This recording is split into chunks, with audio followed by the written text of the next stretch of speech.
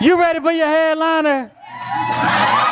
Yeah. I want y'all to put your hands together for Josh Johnson.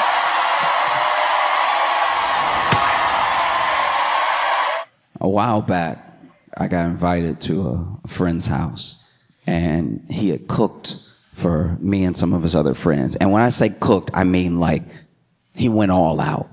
You know, it was about 6 of us all together, right?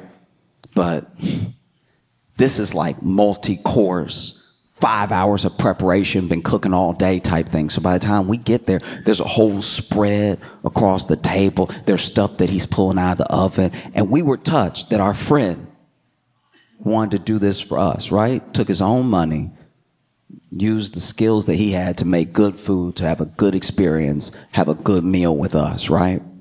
And so, you know, we sit down.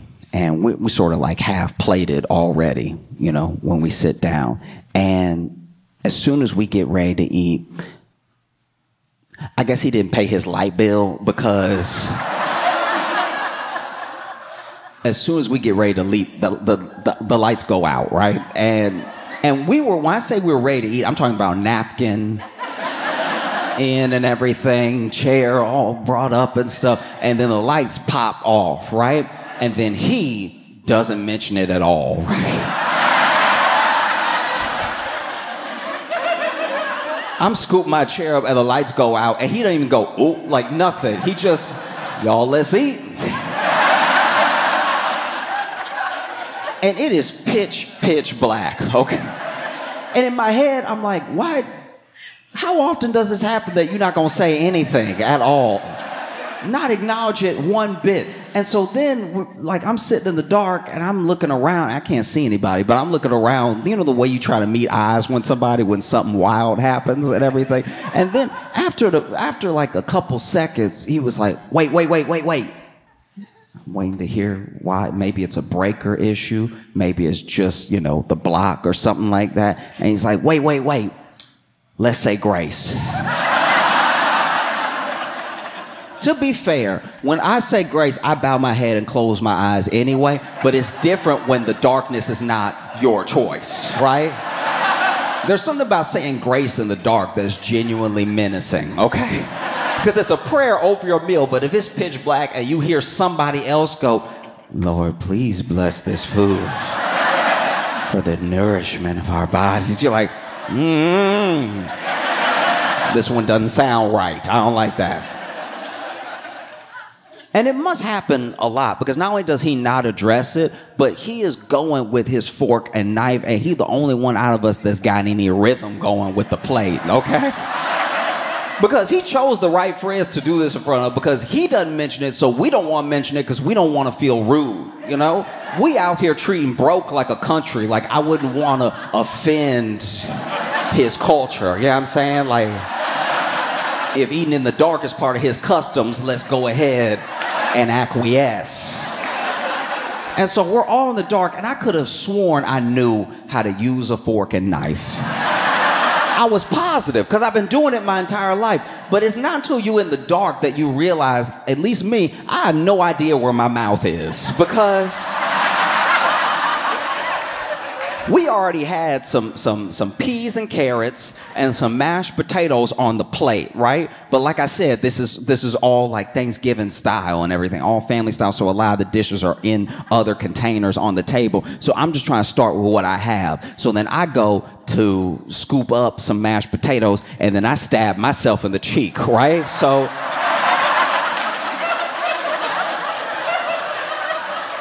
and he had done a good job with the mashed potatoes because they were nice and buttery, which meant I couldn't tell if I was bleeding or not because it was just, because I had hit it hard. I got two prongs in the mouth and 2 prongs on the cheek, but I'm like, that got me good. I need to slow down, right? Because you're not really thinking about how fast your hand is moving when you try to eat. So then I'm like, let me go ahead and attack the peas. But the peas, I can't find my spoon, right? So the peas are gonna have to go with this fork and they are slipping. I'm imagining they're going right off the plate. And so I'm trying to stab for some peas, but everybody can hear me just clinking, just hitting plate, right? And finally, I feel a little thunk. That's a carrot. So then I lift up slowly. I bite a carrot. It's hard because he didn't actually cook everything well, just the mashed potatoes. So now I'm eating bad food in the dark, right? Because every time I do get a bite of something, the food is still hot because he did a good job of plating, right? So there was a little bit of chicken, little chicken thigh that was already on the plate and stuff. So I cut that up a little bit, put the chicken in my mouth. But now I didn't realize how hot it would be because I couldn't see steam, right? So now I have burned my tongue in the moment and I'm doing that.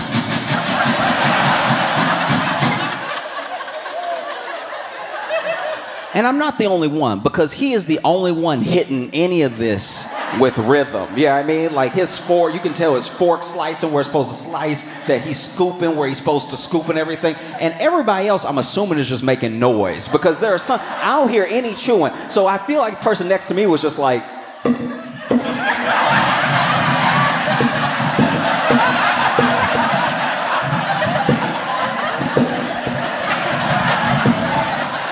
because the meat was tough, right? And so then, like I said, it was like Thanksgiving family style and stuff. So then our host pops up and is like, I forgot some of the cranberry sauce. Let me go up and get it. And for as adept, okay, he gets up and all we hear is,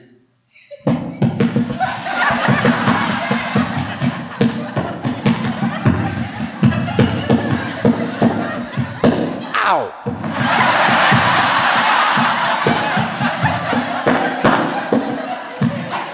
I'm back.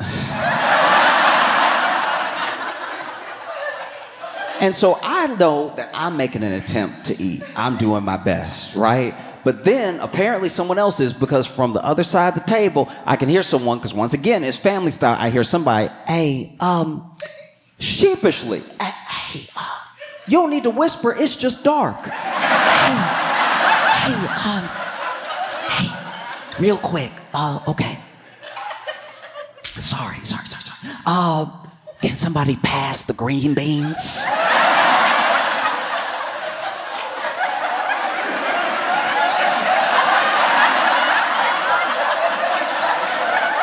And so then the person who thought they had the green beans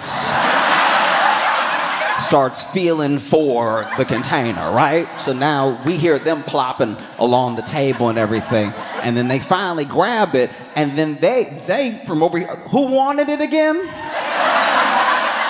And instead just saying their name, they're like, over here. So then we had to get the green beans across the table, Marco Polo style.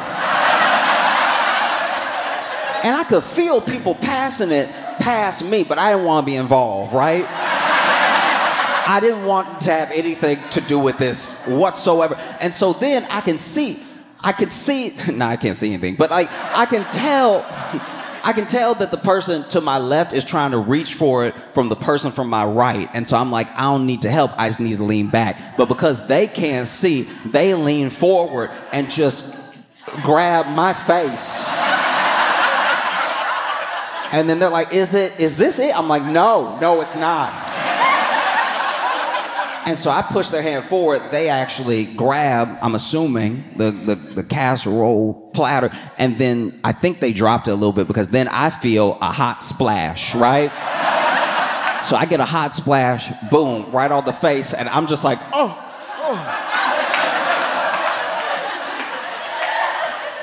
They get the green beans over to that side of the table. Turns out it was yams, okay? So, and when you go to take what you think is gonna be green beans and it's yams, it's a texture you'll never forget, right? No one was ready. And so once I get like hot splash, because it was whatever it was, it burned a little. I was ready to go, and it had been some time, you know what I mean? Like, most meals only take, 15, 20 minutes to really eat until you get full anyway, and it had been however long it had been, I don't know. And so I'm ready to go, but I don't want to be the first one. So then I'm not good at it, but I try to throw my voice. A little bit like, well, this has been so great.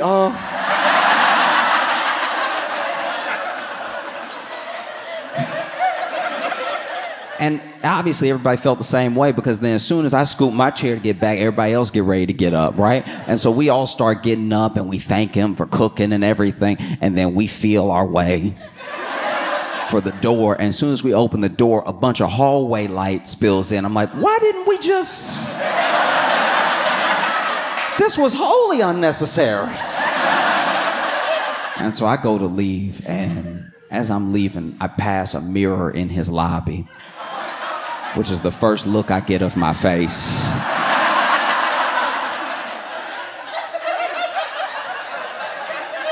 I haven't looked like this after I've eaten since I was a baby, all right?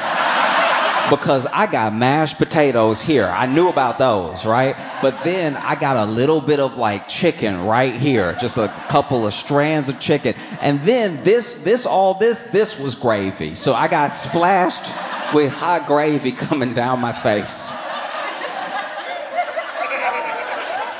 That's why I vet people now. Like now when people offer to have me over and cook, I ask some of their friends, I'm like, hey, have you been over there before? Are they a good cook? Do the lights stay on? Things that you just need to know before you go.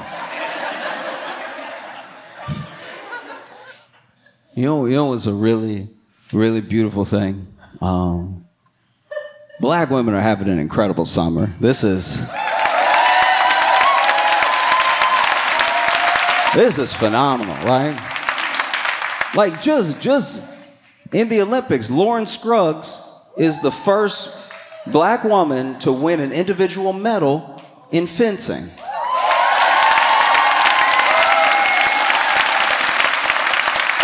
And not only do I just love seeing black people succeed, I love seeing black people succeed at stuff I didn't know we did. So if you don't know what fencing is, because I didn't know. It's basically when people cosplay Bridgerton, all right?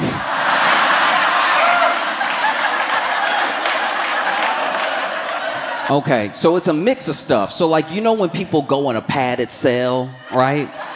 They do that, but they wear the cell, okay? So they go ahead and wrap themselves in like a padded cell and stuff, and then they get that stance, right? They get that long stance, and then they got their little sword is thin, and then they sort of try to musketeers each other until one of them get the most points, right?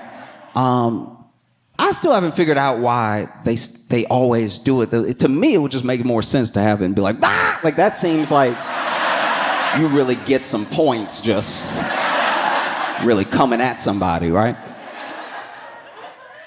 And I thought, as I thought about it more and as I learned more about the sport, which I still don't know very much, I thought to myself, man, I probably could have been pretty good at fencing if I had applied myself, because I grew up in the South with black grandma.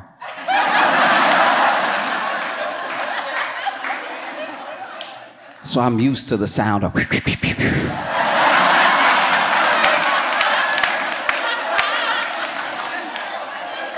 my grandma and I had this thing, right? Like if I was really acting up, if I was bad enough, right? She would tell me, go outside. There's a dead bush, and go ahead and pick your switch. And if you don't know what picking a switch is, if you were born after Child Protective Services,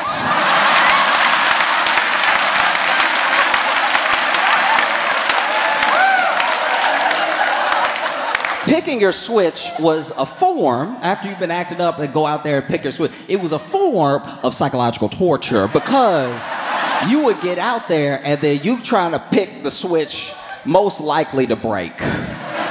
Because you're like, all right, let me see. I'll let her get 3 good licks in, but then it'll snap and she'll be like, let bygones be bygones, right? And so you go out there, and I would go out there, I'd be testing them. I'd be like, that one got too much bend to it. Let me guess. And so then you bring your switch back to your grandma, and then she go to pop it a couple times, and just out of reflex, you start, whoo, whoo. It's hot, right? I think if my grandma had whooped me just a few more times, I really could have been a medalist in fencing. Like, I could have been like...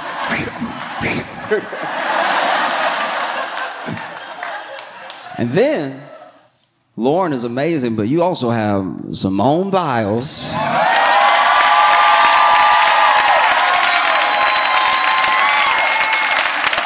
The most decorated gymnast of all time.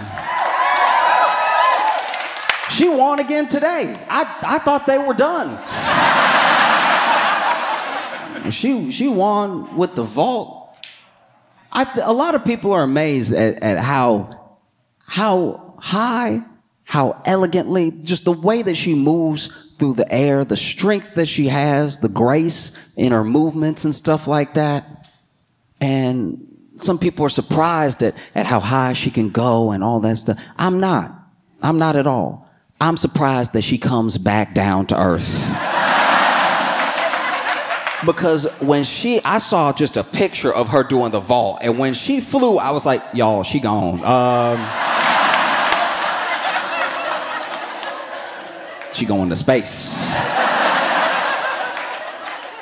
Incredible. Like, Simone will get me so hyped up. I remember the first time I saw her. First time I ever saw her perform at all in one of her events. And I got so hyped, I tried to do a cartwheel. That's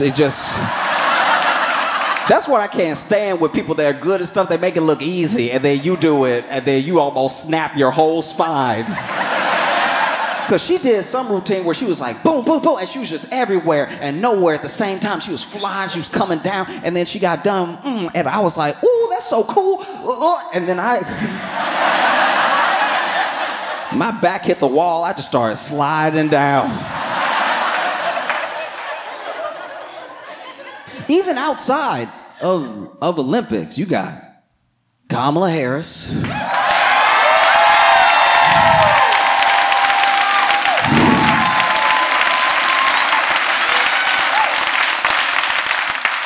Joe Biden steps aside, Kamala takes up the mantle. She is a presidential candidate and everything. And, you know, when she enters the race, she's actually polling slightly higher than Biden was, right? Really like giving Trump a run for his money to a certain degree. Like she's polling a little bit higher. And then in the time since, she's been polling, ticking up and everything. And there's just been so many instances of like let's say she's on camera or something. This happened a few days ago. She was walking up the stairs already. An improvement, right?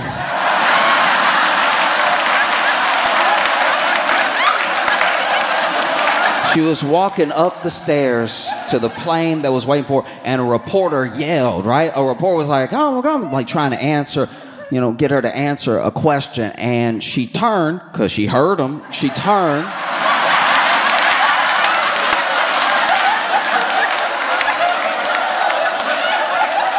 She turned because she heard him, right? And then he's like, have you picked a VP yet? And she went, no, not yet.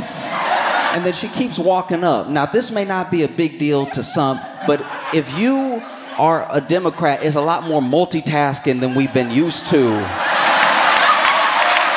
in a long time. She can walk, she can hear, and she can talk at the same time. That's wild. I'm not saying it's new, but it's been a minute.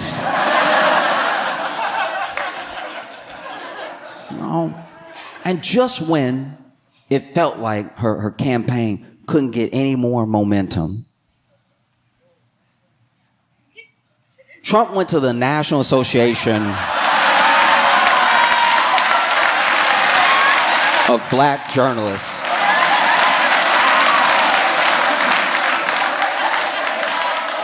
And I want to say something real quick, and I really want you to hear me when I say this, all right? For real. Please, right? Please hear me when I say this.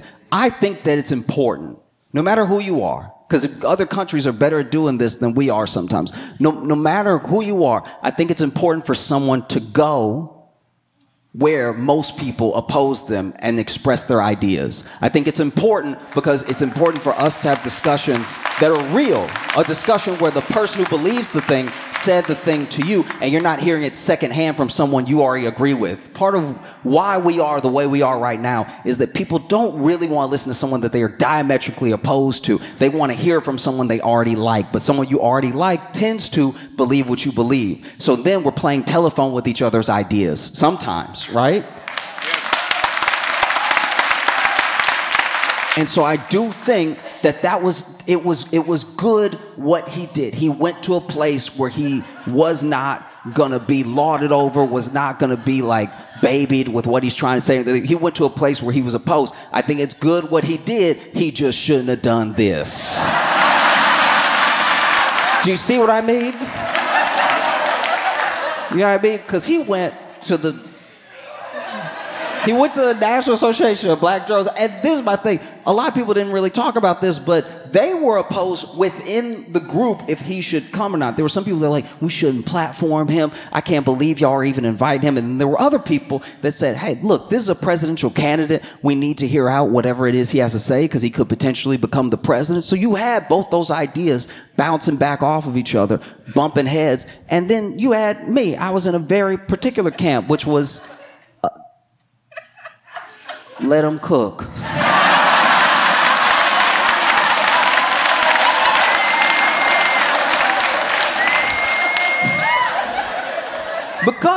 Because, you know, this dude rolls up and pretty early on, I say first 3 minutes, this dude said she was Indian and then one day she just turned black.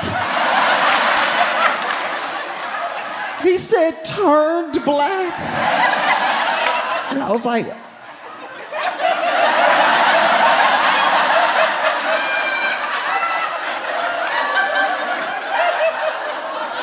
Donnie, what else you got? That's a little while later, he hit it. He hit it.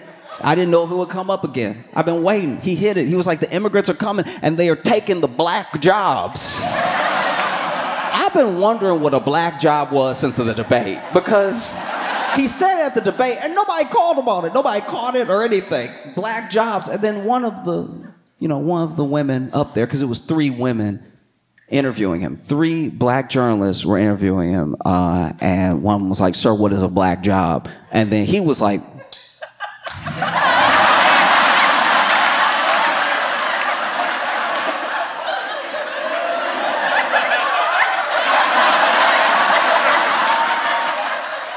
a job anybody could have.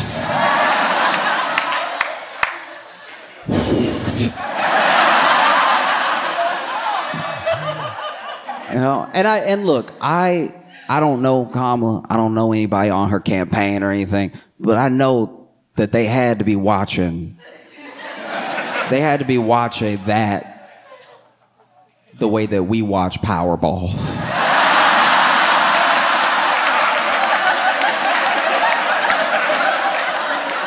Just sitting there like, say turn black again. Say turn black, say turn black. One more time, please, please, please. Turn black, turn black. I'll be happy with a Negro. Can we get a Negro? Turn black or Negro, please.